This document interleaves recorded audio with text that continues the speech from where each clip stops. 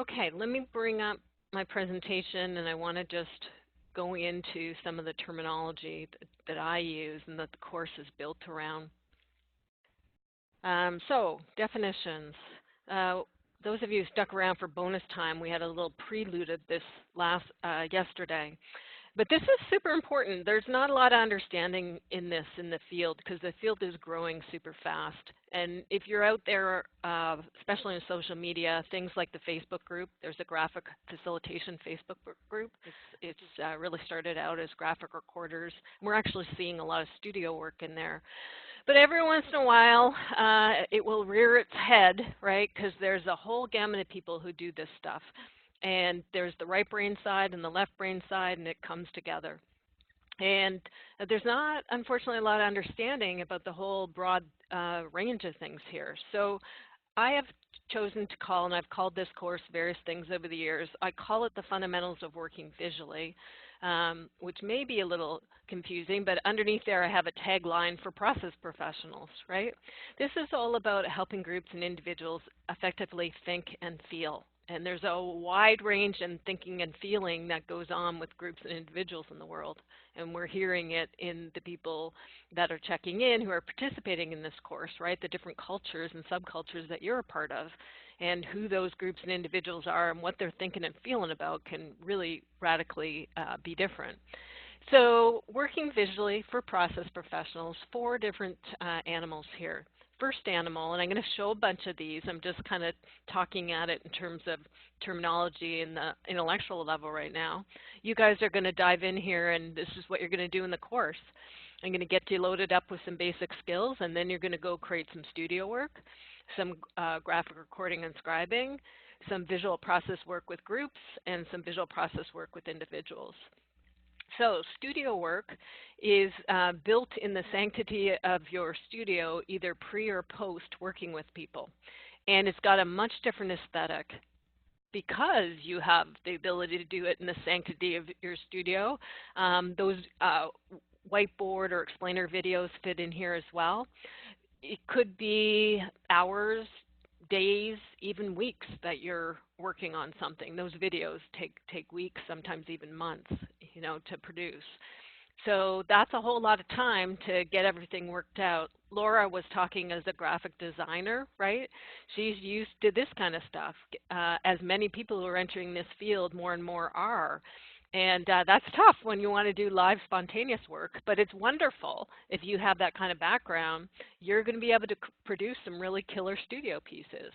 And it may be that your practice, that's all you do, is really create studio work, which is really bumping up against other fields, which we'll talk about in a second. Design, illustration, info architecture, some of the terms that you heard in What's in a Name. Those are literally other fields.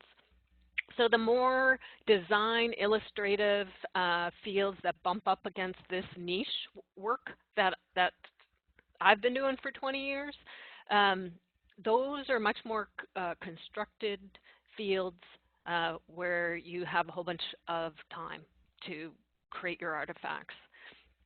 So understandably, people who do that stuff discover this work, and that's going to be their easiest entry point and maybe the only place that they play on the spectrum. And we're seeing the work really go a lot, at least stuff that's getting a lot of attention out on social media and stuff, because it's easy to post that kind of work and, you know, kind of show off about it. So you'll see companies really investing to have beautiful studio work pieces done. Next thing is the graphic recording or the scribing. There's some real differences here in terms of the level of content, heavy-duty content, like lots of words, low graphics, to lots of graphics and low words. It's going to depend on the group and what kind of expectations or how they want to use the graphic recording, about what it actually looks like in terms of the ratio between graphic and content, but it's a blend of both. And we're not machines, so if they want something graphic recorded, bring in a machine, right? Do a video recording of it, do an audio recording of it. We're a human being, and we're sifting this information as a human being can in a live kind of situation. So, you know, we're going to have to sift out and and we're not going to have everything there. So it's a bit of a live analysis that is happening. Some people will get stuck that it's challenging for them to actually do what they can do in the moment analysis-wise, as opposed to what you can do if you're in a studio or you have a ton of time, right? So it's challenging because people will try to do studio work under graphic recording conditions, and it's really tough on your nervous system to try to put those expectations or to have clients put those expectations on you. Graphic recording is an animal unto itself. So you got to let go. If you're really good info architecture kind of person and studio piece, right, and you like to have it all structured, all nice and perfect, you got to let go of that when you go to graphic recording. There are some content that you can do that with, where you can structure things, and it can look, you know, somewhat like a studio work polished piece when you're done, but not often, right? You got to allow for it to be loose and sketchy and not be perfect, because for my books, as I came up with graphic recording, that's what graphic recording is really about. So it gets used when people are doing keynotes and presentations. And it also gets used over here when you cross the line into process work and you get paired with process leads who are doing various kinds of consulting, facilitation, whatever they might be doing with groups. Then you're integrated into the process work and you're being a scribe, probably using templates or probably constructing different things to help that facilitator pull different kinds of thinking and feeling out of that group. So visual process work, right? This I have the handle of the umbrella dividing these two for a reason. This stuff over here is a little more right brain. This stuff over here is more left brain. And the aesthetic is going to shift. The aesthetic tends to be much more words, much more content. You may be using templates, especially if you're one person. A true graphic facilitator is somebody who does the facilitation and the recording at the same time, right? Not just, there's a lot of graphic recorders who are calling themselves graphic facilitators. That's a misuse of the term. So if you're a true graphic facilitator like I am, you're going in, you're meeting with that client, you're designing the intervention, you've done all your pre-charts or templates, ordering, whatever, you're going in, you're facilitating the event, you're taking the notes while you're facilitating, you're creating the report afterwards. That's a graphic facilitator. If you're lucky, maybe you've got a colleague or two in there with you, and together you've got a team, right? So you can split up the roles. Who's doing the facilitation guiding and who's doing the graphic, right? And together you're creating graphic facilitation. The fourth animal is much more intimate. It's visual process work, but it's with an individual or maybe a dyad, right? A twosie, could be business partners, couples, or maybe even a family or a small team, right? Where you're often dealing with the personal side of things. Even if you're in an organization, you might be doing some things that are more kind of life coaching oriented or something with the people, or apply to themselves or their career. Or it could be really performance oriented too within an organization, right? So more on the business side of it. Great range of who works with individuals. You've got different kinds of coaches, some of them very businessy, some of them over on the life side. Counselors, therapists, spirituality, personal growth, right? Anything that individuals are thinking and feeling about, most things can benefit from this way of working. And I, as I explained yesterday with my bio, I've moved across these. I still do studio work. I don't do graphic recording very often for other people. I do it in my own events, but I'm primarily a process lead, and I do a lot of group facilitation, and I also have been a pioneer in creating visual coaching as a niche within the niche here in this way that we work. And I have my signature process called the Shifted Visual Coaching System, and I have a system that, or a certification that trains other coaches and therapists and counselors and stuff in the methods to work with individuals. So that, everybody, is the four animals. That's how I split the cards, okay? Studio work, graphic recording, visual process work with groups, visual process work with individuals. Now, this stuff fits into a bigger world, right? Let me bring this down and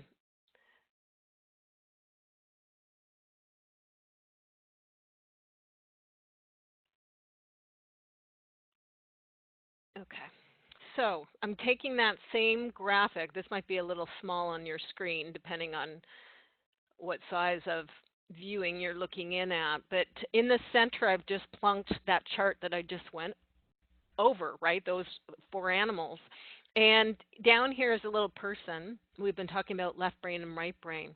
So over on the right brain is the visuals, even though you're looking at this on the left, bear with me. So visuals, right? Shape doesn't have to just be icons, everybody, or drawing. Shape is visual. Color is visual. Icons are visual. And getting into kind of sketches, all that kind of stuff is visual over there in the right brain.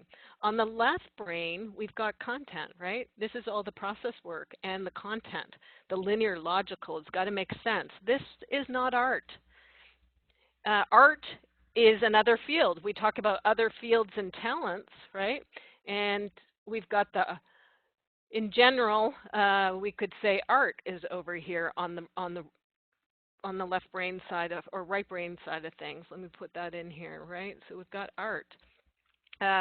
We've got illustration. We've got design, Laura was talking about.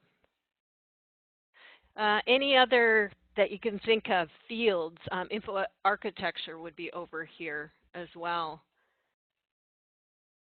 Sign, some people come from signage, right? If you think about the signs that inhabit our world, right? From bathroom signs to do not enter signs, right? All that kind of iconography sort of stuff. That's a whole field onto itself. Edward Tufte stuff, info architecture. So those are, and a lot of people from these fields. We've also got, probably over in here would be design thinking, which is a bit different from, you know, graphic design. Let's put graphic down here for graphic design. And then we've got design thinking, which is a whole other little niche area, more of over on the left brain process side of stuff. And since I'm over here on the left brain to talk about some of the other fields that bump up against ours, right? We've got the whole field of change management.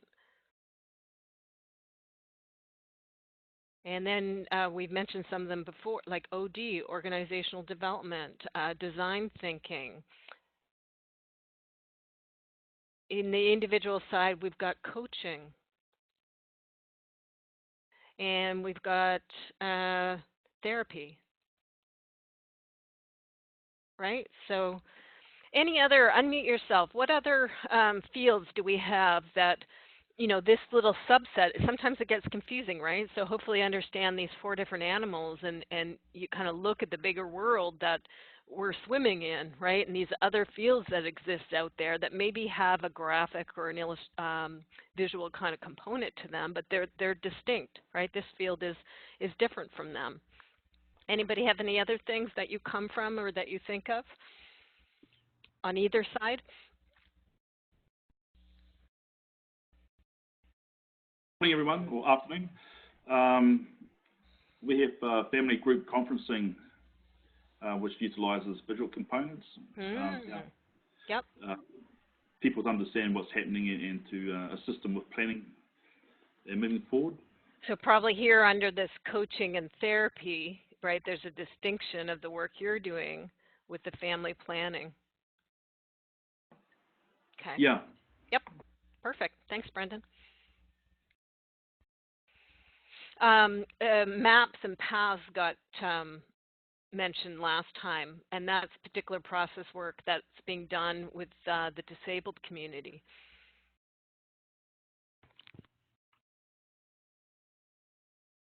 Christina, can you hear me? I can, yeah. I also have a certificate in appreciative inquiry, which is organizational development, but I'm seeing a lot of visuals in that field? Yeah, exactly. A lot of these have processes within these fields, right? And AI, or Yeah. yeah, appreciative Yeah. inquiry is definitely an area that visuals can get applied to a process. Yep, very good. Anybody else?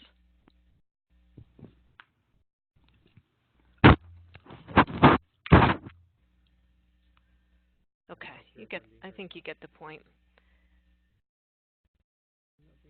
Let me flash a bunch of stuff on the screen, and you're going to have time to look through these slides and poke through a bunch of stuff. It's all in your handbook, so just relax. This is going to go fast as I flash these things, but it's going to help wrap the head around these 4 different areas and some of how they look, and you'll notice the aesthetic. This graphic is in your handbook, and you can read in more depth the chapter. I'm going to be assigning it. But this is an interactivity gauge. This has the 4 animals. I've just languaged it a bit different because this is an older chart. And I used to call it custom chart work, but now I call it studio work because there's so much more that's going on than just charts nowadays. We've got the whole video digital element as well going on. So again, the 4 animals here, custom chart work, the recording in the middle, and then we've got the 2 processed animals, groups and individuals here on the other side. And through it runs this gauge, interactivity gauge. On this side, with the custom chart work, this is an example of it right now. And I'm using a custom chart, and I'm using it to push information at you, right? So studio work is very push-oriented. It's low interactivity. You're basically telling them something, and you're using this stuff to explain stuff or push stuff or propagandize in its worst application. Okay, brainwash, right? So all that's going on here. Then when we get over into the process side, this is pulling information. This is where you get, it's high interactivity contrasted with the custom chart work. So you're asking that group something, right? You're doing something specific with them. You're brainstorming, or you're doing values work, or you're getting their thoughts about their vision or their, tactical stuff or something. High pull. Graphic recording's kind of in the middle. You're not really interactive with graphic recording. You're usually more off on the side, right? Afterwards, it's a way to push information as a reminder device or as a way to bring some people up to speed. And it could be used afterwards to pull some information, but it's kind of more over in that kind of neutral zone between the 2 of them. Now, flash some things. Studio work. The aesthetic is going to be nicer. This is a meeting startup chart, so I'll use this in the live version. I used to call this course Meeting Graphics 101 back in the day. This is a big 4x10 mural on the wall. It's a 4Z. It allows me to do 4 things: to explain the agenda, the outcomes, the roles, the rules. Many of you might do something like this for your studio piece assignment if you have a workshop coming up. Okay, meeting startup chart. This one, it's a 2-parter. It's kind of split so you can see it. This is a big old 14-foot long chart, and it's a visual bio. This woman runs workshops on copywriting, how to do those big, long, obnoxious sales pages like I do on my website. Why do we do them? Because they outsell statistically. So she uses this chart to explain who she is at the beginning of her 3-day workshop. Some of you, this is another one that a lot of you may end up doing as an assignment for studio work, is create your own visual bio that puts you and positions you in the best light for wherever you need to be positioned. The explainer videos that are all the rage, right? Those they're called different things: explainer videos, whiteboard, animate videos, etc. These are studio work. They involve a ton of prep. If you haven't seen any of these, you can go onto my website on the About page, and I have one that explains me to people. These can be very well done, and they can be crappily done, but they're a way of explaining and pushing information to people, helping them wrap their heads around concepts. They take a lot of work. So I'm just doing it fast so you can just see the aesthetic level of some things. And we go into graphic recording. Aesthetic level changes because this is live, spontaneous stuff. We're going to talk about structure and formats. That's coming. Don't worry, it's coming. I actually have a whole bunch of brand new videos where I have recorded myself doing demos on each of the different formats. This particular one is a mandala format, so it's more circular. And this is done live. Not going to make too much sense if you weren't there. That's what graphic recording is about. You kind of got to be there to understand it. This one is a presentation of, this guy did a presentation, Gary Hoover, back in the day. He was one of the originators of the big box concept, right, with stores, and he wrote a book. So he came in and was the keynote speaker at an event, and this is a graphic recording of his talk as he's doing it. This is over in the side of graphic facilitation work, but it's scribing done in there. So the facilitator is helping this group look back over their year, and they're talking about their accomplishments. So this is graphic recording as this group is talking about their accomplishments. The graphic recorder is off on the side. This is a scatter format, and as those knowledge nuggets are being discussed, is capturing them down on the big sheet of paper. Now we move into tons more examples I can show you. There's a lot more coming, but I just want to show the aesthetic. Now we move into visual facilitation, right? Moving into that process work with group stuff. Not so pretty looking. We can move into, I like showing this one because it's construction bits of paper and stuff, right, with different kinds of shapes. And it's a little pre-move before we get going as people are mingling around their coffee. We get them writing down some categories of the history onto these construction pieces and sticking them up on the board, and then we talk about them. And then we've recorded some of their thoughts around it. Okay, so just some of you are breathing a sigh of relief, you facilitators out there who've been looking at studio work going, oh my God, I could never make my stuff look like that. How did they do it? They're doing a completely different animal. This is what your stuff looks like when you facilitate. Okay, this is one of the Groves tools, the context map. Very wordy. The drawing has already been laid in the template. You're basically doing what you do on flip charts, but you're doing it on a big old sheet of paper where those component parts are put together. So the system can be viewed in one sheet of paper instead of those tiny little flip charts, right, where nobody can really see how things are connected. And even this is graphic facilitation. This is hard won. A client is super duper happy with this. This is all a sticky note process, and we've spent a whole day to get here.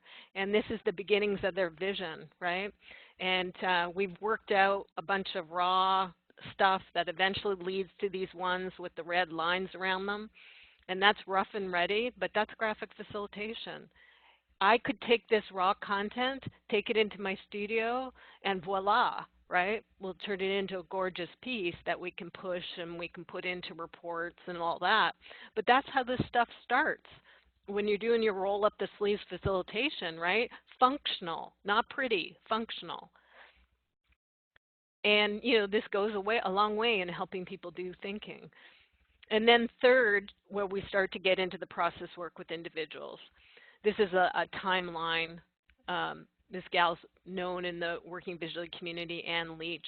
She started to move into doing some of her own trainings and things. Back in the day, she's a long-term client of mine.